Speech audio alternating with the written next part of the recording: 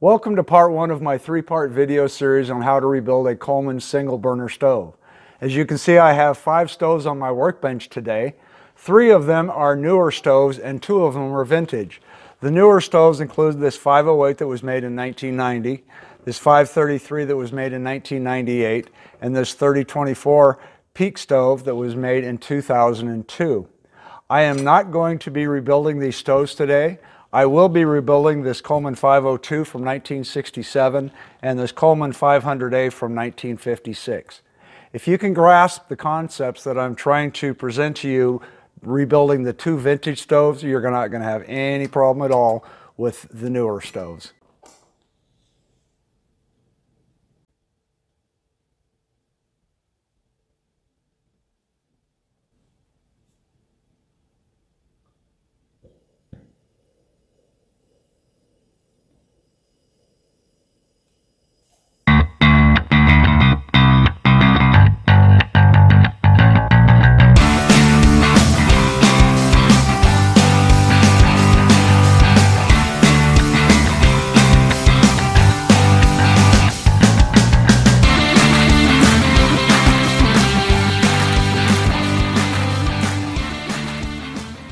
Before I get started, there are a few safety issues I'd like to cover with you.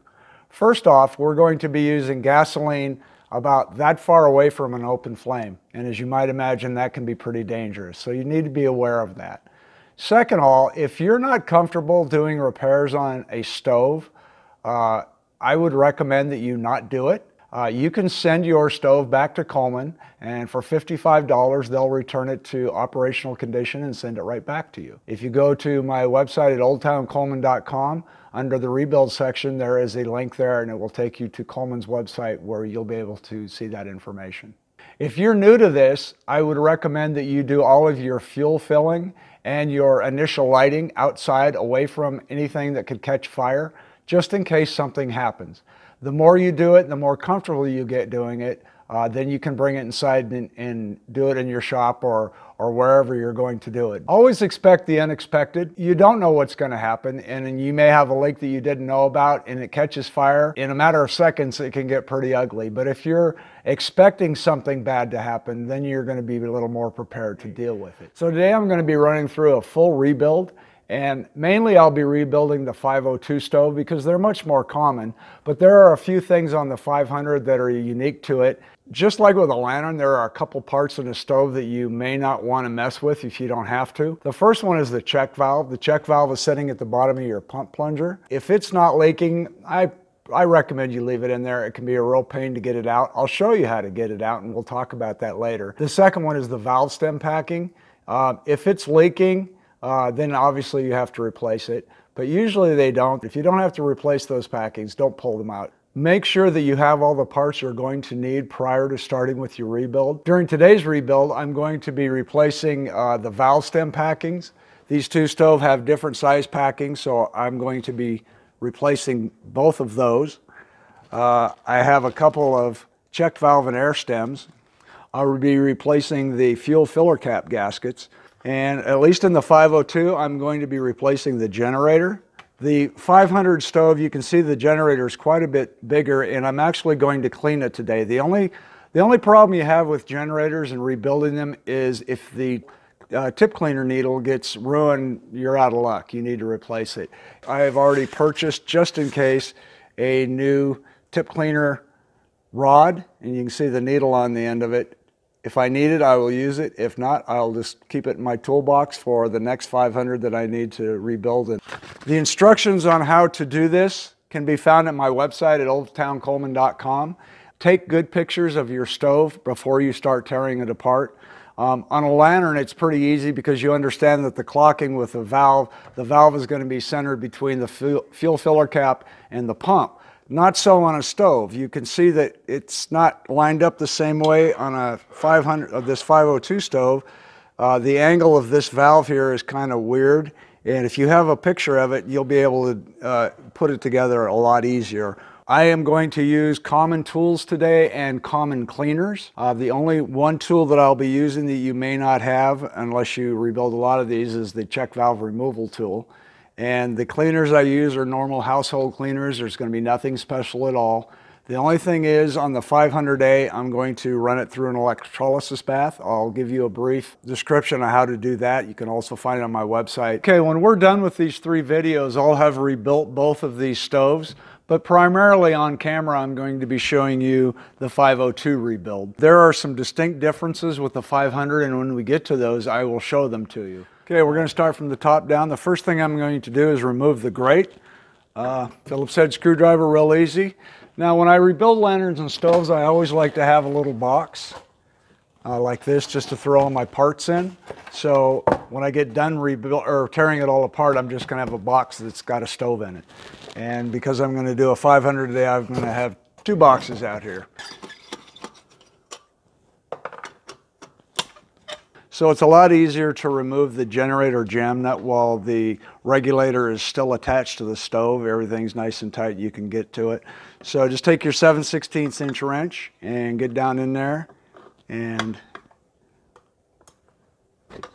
pop her free. And you just want to loosen it up. Down here, this is the fuel inlet, and it's also a 7/16 inch nut, and you want to loosen it. Now this one, you want to back away from it, and you very gently want to pull this brass pipe down just enough to clear it. You don't want to bend it too much, just enough to clear it. So when I pull the regulator out, it'll clear that.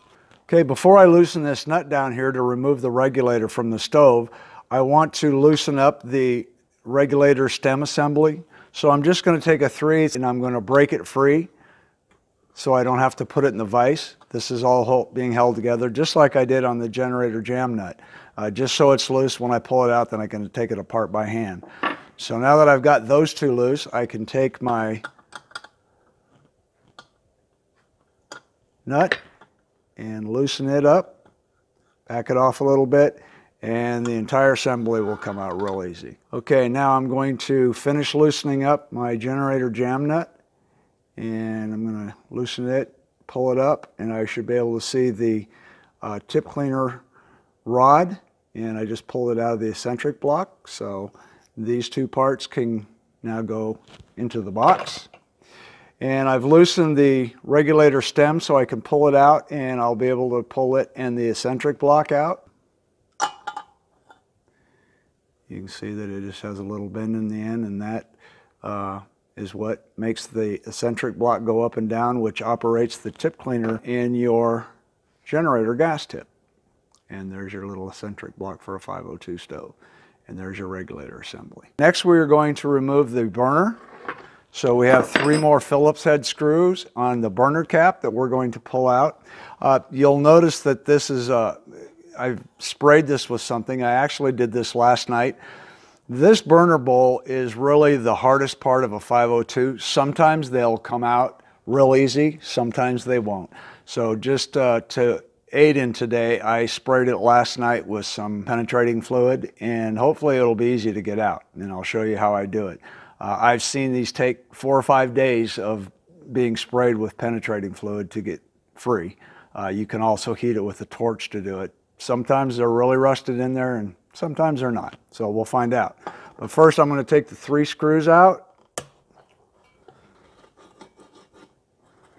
Okay, got those off. Now, I'm going to take off the burner cap and the burner rings below it. And they just come out as a group right now. When they're clean, they will all be individual pieces. But that's what the burner cap looks like. These are your burner rings. That's what helps make the Bunsen effect and the nice small blue flames come out. You're going to notice that you have flat rings and corrugated rings. You don't have to worry about what order these things go into, because you know the top one and the bottom one are going to be flat, and they alternate flat and corrugated. Okay, that's how they look. And we'll just throw those in the box. Now comes the inner burner bowl. And this is the part that really can be problematic, because if you can see there, it can rust in there, and if it does, it grabs on real tight. So what I'm going to do is show you how I do it with a pair of channel locks. So I'm going to take my channel locks and I'm going to open them up all the way, and I'm going to put the jaws on the outside edge of the burner bowl, the inside burner bowl, and I'm not going to grab too hard because it's very easy to bend one of these, and I'm going to hope that when I start turning it, she comes free. Aha. Lucky. Well, not lucky. This is the area that you need to spray, and I let it soak overnight, so obviously that was enough. Sometimes they just come free, sometimes they don't. So now we're past the hardest part of this whole process, is getting this inside burner bowl off. And there she is. Very rusty. The outside burner bowl just will come right out now. Okay, now this piece here is called the Bunsen, and this is the burner support. I'm going to take these 3 Phillips head screws off. They will loosen up and we'll be able to rip the rest of this apart.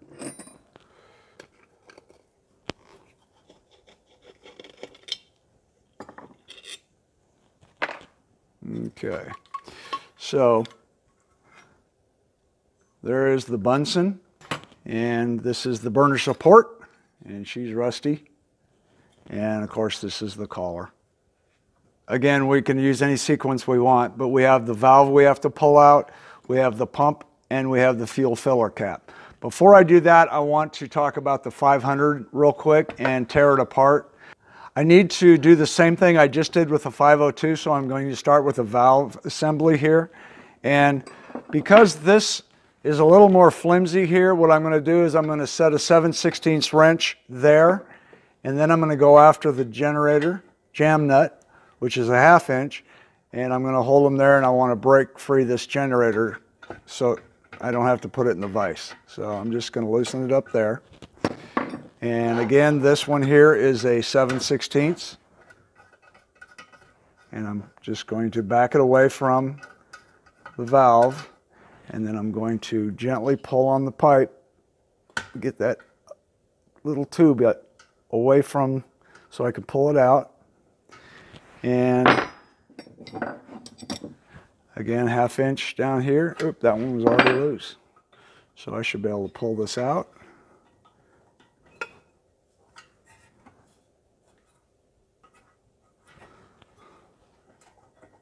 There we go. Okay. Now the generator on a 502 is different than the generator on a 500.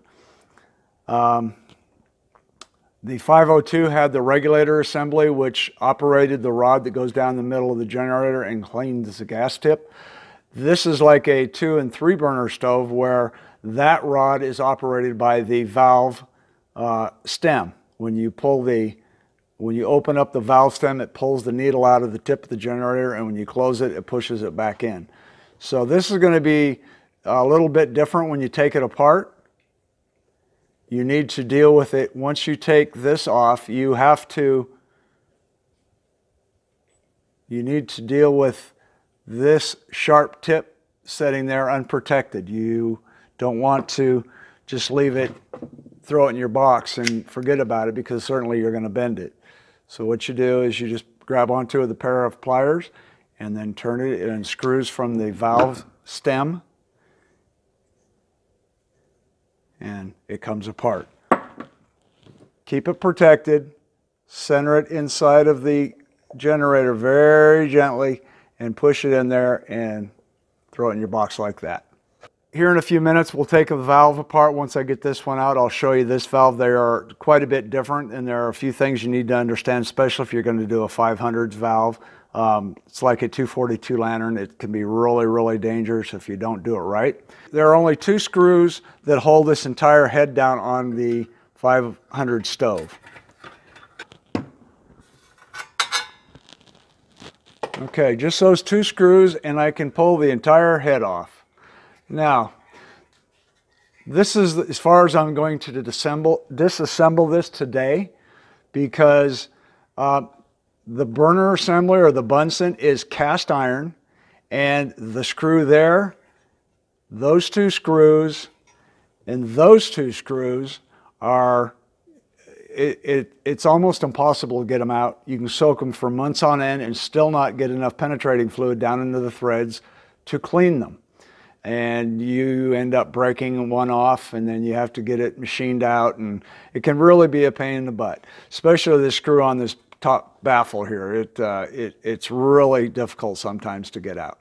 So what I'm going to do is I'm going to set this entire head just the way it is in an electrolysis bath and let it set overnight and cook. Okay, when we look down at the bottom of the 500 here, we see this is called a lighter valve.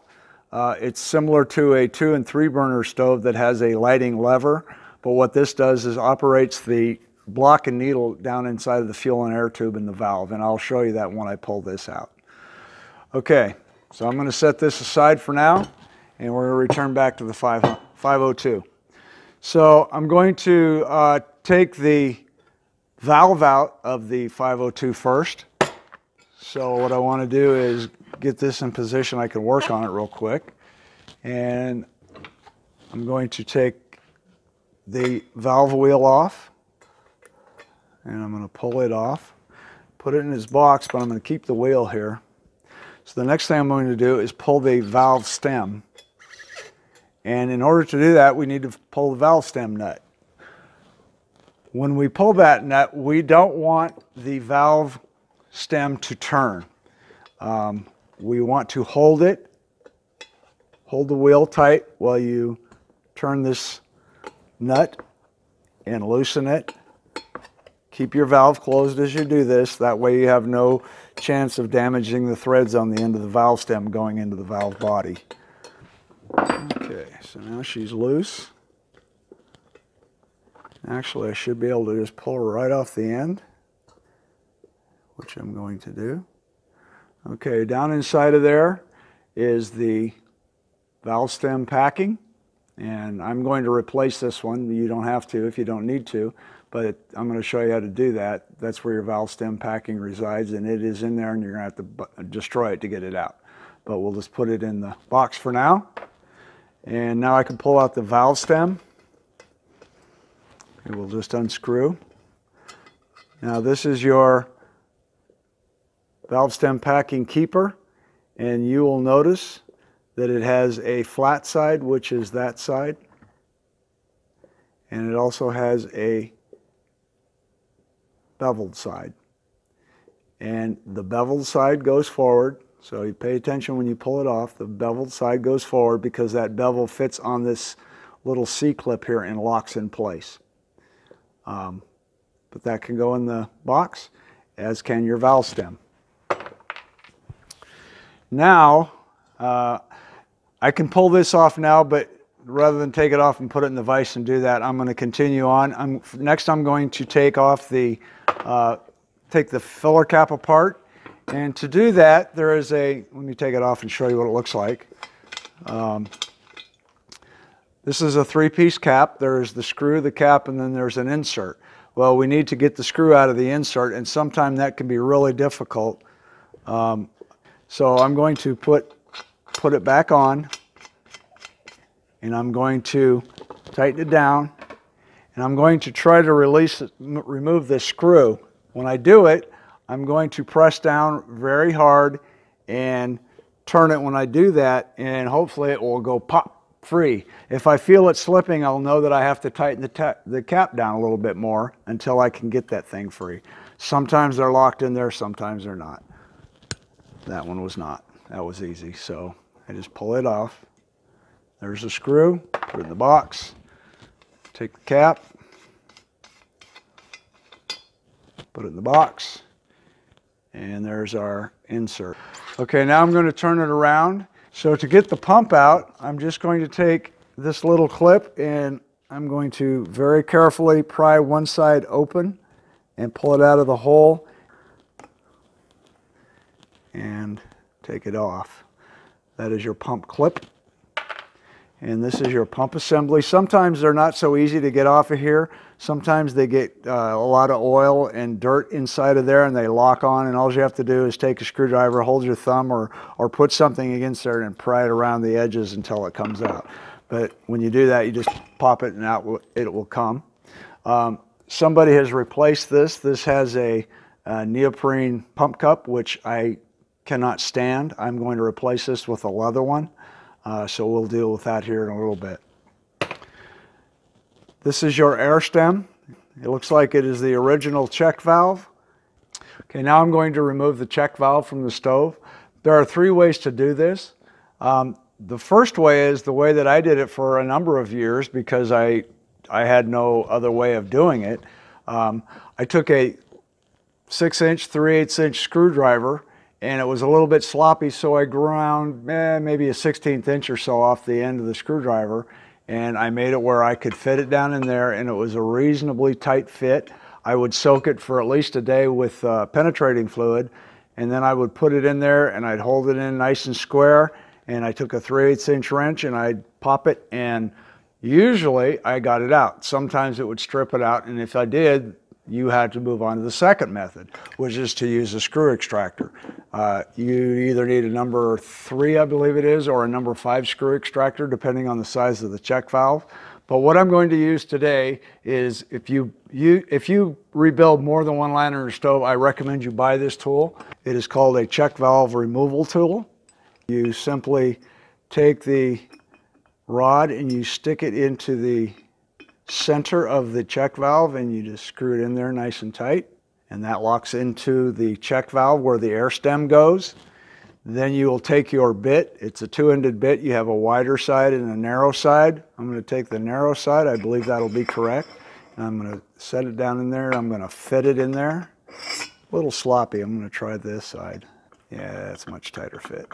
Okay, now that she's nice and tight, I'm going to take the spacer and put it on here, and then the wing nut to tighten it all up. And what this does is it pushes the bit down into the check valve while it pulls the rod back out, and it sandwiches them together, and it makes it almost impossible for it to strip out. I've never had it happen. In fact, every one I've gotten out, it comes right out.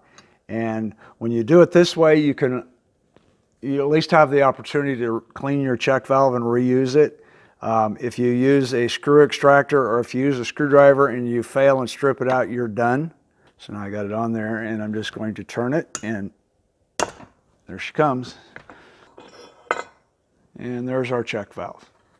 So to get it out, I would just take my tool apart again, and there's the check valve in perfectly good condition. We'll check it later to see if we can reuse it. If not, I have more and I will replace it. Okay, for the 502, the last thing we're going to do is pull the valve out. So I'm going to remove it from the clamp. So to get the valve out, I am going to, like I do with a lantern, turn the entire thing upside down and put this in a vise, and then I'm going to unscrew the tank from the valve. That way I don't have to worry about bending this thing up. It'll come out for me. So what I'm going to do is just set it very gently in the vise, get a grip on it, and now I'm going to grab the fount, and I'm going to try to keep it square and turning around the axis so I don't bend anything, and just like that. Okay, she's loose. You may have to bend that back up to get it to clear. Now I can take it with my hand and unscrew it. Okay, so there's our bare fount. This is the valve assembly, and it still has the fuel and air tube on it. And like a lantern, the fuel and air tube on this stove is operated by the valve stem. But 5/16, and we're going to take it apart. And there's the tube and the needle and the spring. Looks pretty close to that of a lantern. And I'm going to throw it in the box and throw that in the box. The 502 is completely tore apart.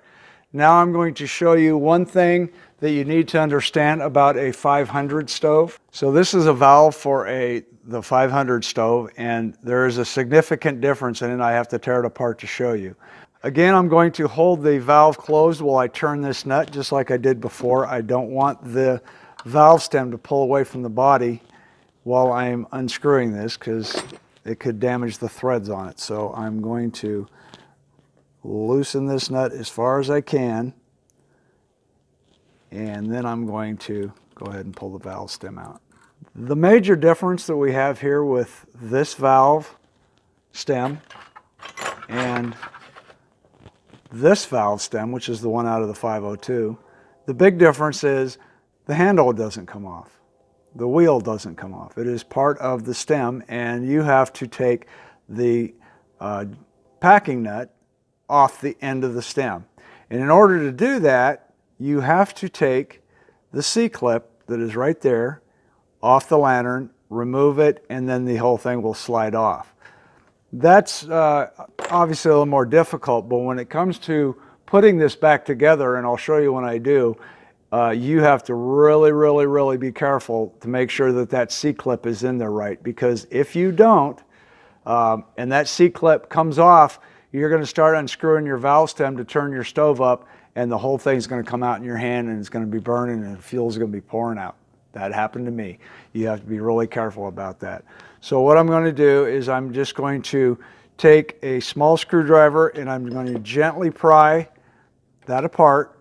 And once I get it apart far enough, then I can get it off the end of this valve stem. Should be able to pull it off now. Just I'm unscrewing it. The less I move it now, the easier it will be to put it back in its original position when I go to reinstall it. But that's what it looks like. And now I can pull off towards the front the packing nut. And inside of the packing nut is going to be the retainer, the same one that was, although we can't get it out right now, we have to get a screwdriver.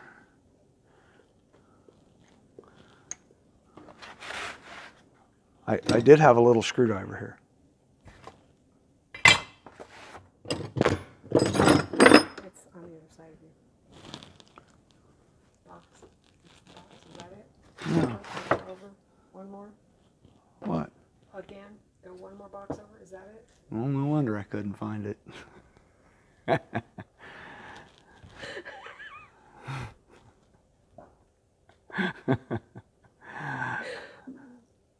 All right, you ready? You hold still now. My wife is laughing at me because I've been, for the last minute, ranting and raving that I can't find the screwdriver, the one that I have right in my hand. So she just thinks it's really funny. Anyway, so we still have that valve we still have the valve stem packing retainer down in there, and I'm just going to pop it out with a screwdriver. You do not want to lose this part. If you lose it, you're done. There it is. You can say that's the bevel side, and the other side is a flat side. One other thing I'll tell you about the 500 stove, the valve stem packing is a different size because the valve stem is a different size. You can see the diameter of the 502 stove is quite a bit bigger than that of the 500. So you have to get a different sized valve stem packing for it, just so you know that. Okay, I have both stoves disassembled here. You can see I have a 502 disassembled in a box and a 500A disassembled in a box. The 500A, I did not disassemble any further the lighter valve. And the reason is this stem goes into a packing here, and I don't have one, so I'm not going to remove this. There's no need to. I can clean this without removing this from the assembly. This has the fuel and air tube in it, and the needle is part of the valve itself. So I'm not going to be pulling the eccentric block or the needle out of it either, but I can still clean everything just fine without doing that. Okay, so that ends the first part of the three-part series. I hope you enjoyed it. If you did, please hit the like button and follow us. You can also follow us on Facebook, Twitter, Instagram, and Pinterest. And all of these instructions on how to rebuild a single burner stove can be found in the Learning Center at oldtowncoleman.com. And until part 2, keep 'em burning.